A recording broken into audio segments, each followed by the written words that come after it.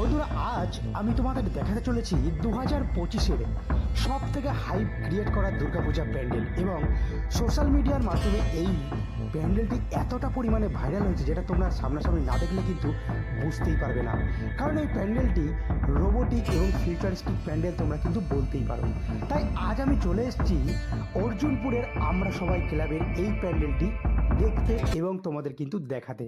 আমি চলে গেছিলাম পঞ্চমীর দিন, আর গতকাল এখানে এতটা পরিমাণে ভিড় হয়েছিল দর্শনার্থীদের, মনে হচ্ছিল যেন আমি অষ্টমীর রাতে ঠাকুর দেখতে এসেছি।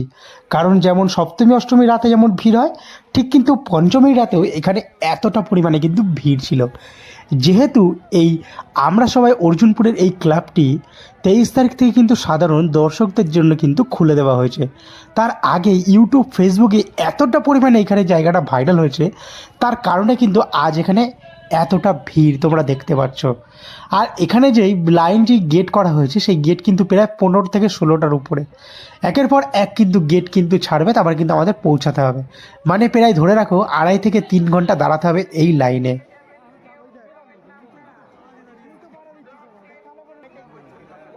বন্ধুরা দেখো, আমি কিন্তু এখন দাঁড়িয়ে আছি 9 নম্বর গেটের সামনে। কারণ একটু আগে লাইনটা খোলা হয়েছে, তারপর কিন্তু আমি এসে গেছি 9 নম্বর গেটের সামনে পুরো। আর আমার পিছনে ঠিক এরকম ভিড়, মানে কাতারে কাতারে কিন্তু দর্শনার্থীদের কিন্তু আজ ভিড় জমেছে পঞ্চমীর দিনে অর্জুনপুর আমরা সবাই ক্লাবে। তোমরা যখন এখানে আসবে তখন তোমরা বুঝতে পারবে যে কতক্ষণ লাইনে দাঁড়াতে হচ্ছে এই গরমের মধ্যে। কারণ এটা কিন্তু খুবই কিন্তু বাজে অবস্থা, কারণ এখানে ভিড় দেখানোর জন্য অতিরিক্ত কিন্তু গেট বানানো হয়েছে, আর লাইনে কিন্তু অনেকক্ষণ ধরে কিন্তু দাঁড় করানো হচ্ছে।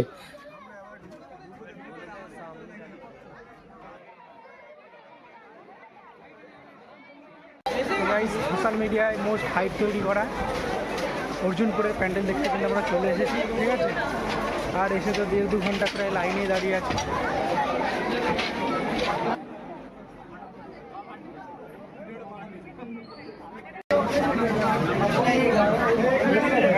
লাইনে দাঁড়িয়ে অবস্থা কিন্তু পুরোপুরি খারাপ হয়ে গেছে।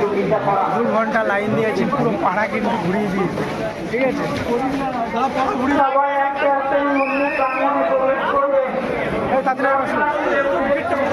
আমরা লাইনে দাঁড়িয়েছিলাম 8টার সময়, আর এখন কিন্তু বাজে প্রায় 10টা 20, মানে প্রায় কিন্তু 2.5 ঘন্টা পরে আমরা কিন্তু এই প্যান্ডেলের মধ্যে প্রবেশ করতে চলেছি।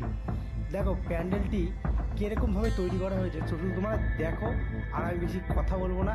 কারণ এই প্যান্ডেলটি তোমাদের ভিডিওর শুরুতেই বলেছিলাম যে প্যান্ডেলটি ফিউচারিস্টিক, মানে ফিউচারে কেমন হবে সেটাই কিন্তু এই প্যান্ডেলের মাধ্যমে কিন্তু দেখানো হয়েছে আমার মনে হলো। কারণ কি, এই প্যান্ডেলটি মানে কি বলবো, মানে পুরো রোবোটিক। মা দুর্গার যে প্রতিমাটি আছে, মায়ের রূপটি, সেটাও কিন্তু একটি রোবোটিক প্রতিমা, যেটা তোমরা কিন্তু দেখলে বুঝতেই কিন্তু পারবে।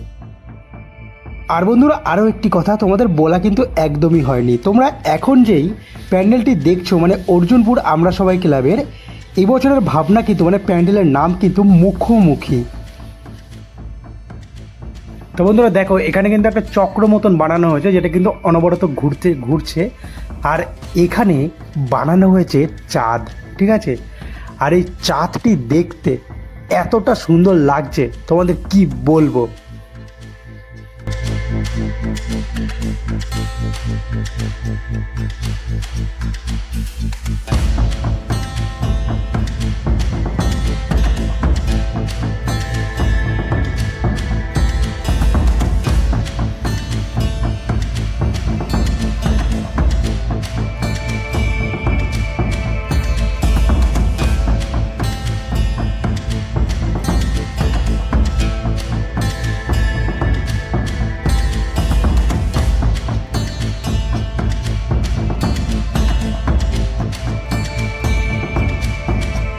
বন্ধুরা, আমরা কিন্তু দাঁড়িয়ে আছি 2050-এ, এখন কিন্তু 2025 সাল না, এটা কিন্তু অ্যাকচুয়ালি 2050 সালের প্যান্ডেল তোমরা দেখছো এখন সামনে।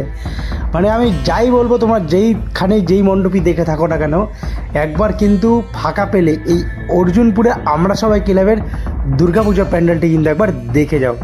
সত্যি তোমরা কিন্তু মুগ্ধ হয়ে যাবে, চোখ তোমাদের ধাঁধিয়ে যাবে, এতটা সুন্দর কারুকার্য কিন্তু এখানে করা হয়েছে।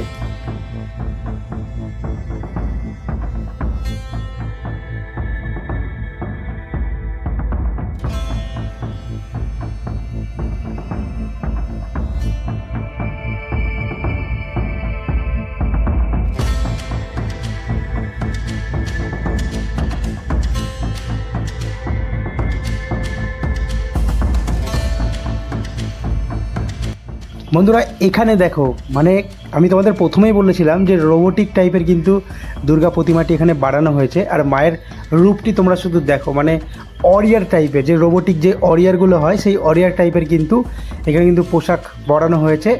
আর কিন্তু দাঁড়িয়ে মানে মুখমণ্ডলটি তোমরা শুধু দেখো, মনে হচ্ছে পুরো অরিজিনাল জীবন্ত লাগছে, দেখছো? দেখো তোমরা শুধু।